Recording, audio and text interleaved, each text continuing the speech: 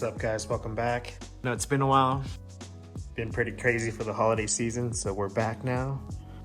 So while the car that was sitting here, I actually been turning the bug on and letting it run, and I actually got another intake leak in between these gaskets and the vacuum reference kit.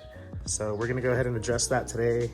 Probably replace the gasket up here too, and then possibly change the vacuum reference to down here.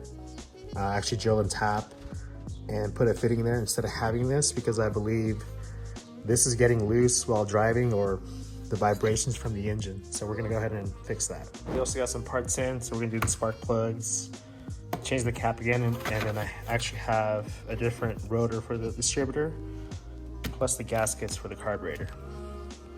Let's get started so we can hear this thing run.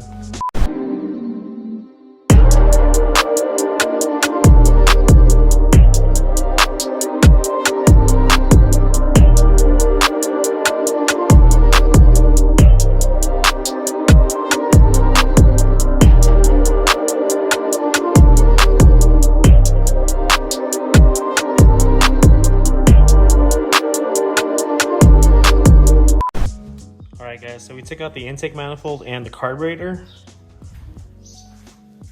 It's over here. So I'm actually gonna just take this off, clean up the surfaces, and get rid of the vacuum reference kit, and possibly drill a hole here, drill and tap here or here, because I don't think these two connect. Or we might even actually put it right there, possibly. All right, so let's take this thing apart. All right guys, so I went ahead and took the carburetor off the intake manifold. I'm gonna clean this up, and the bottom too, for the new gaskets. We're gonna put those in dry. We're not going to use the dressing.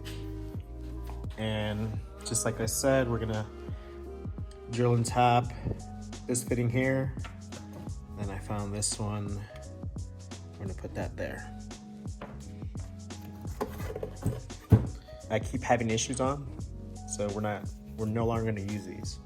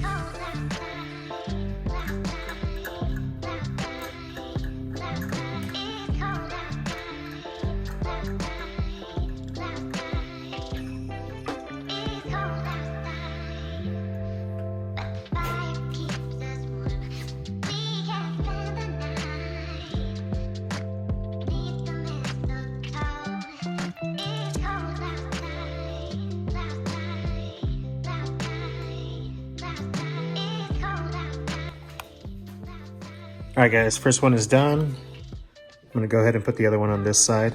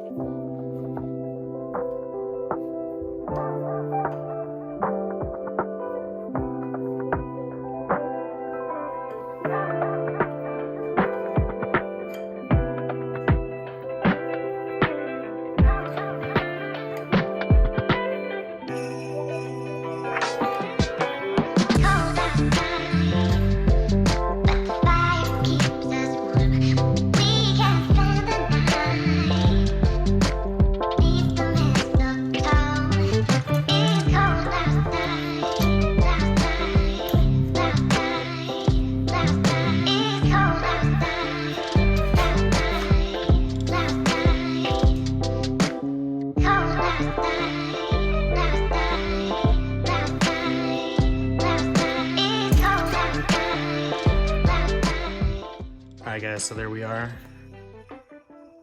That's where they're going to be at. I'm going to go ahead and clean this up, clean all the metal shavings off, clean up that extra gasket that's on there, and we're going to be ready to install this.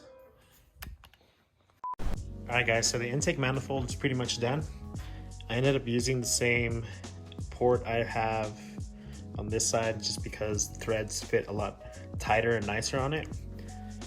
So now we're going to go ahead and clean the carburetor and we'll throw this back on the engine. Alright guys, so we got the carb back on the intake manifold with the new vacuum points. Let's put it back on. I also went ahead already and changed the spark plugs, and I'm gonna go ahead and change the cap and rotor again to a new one.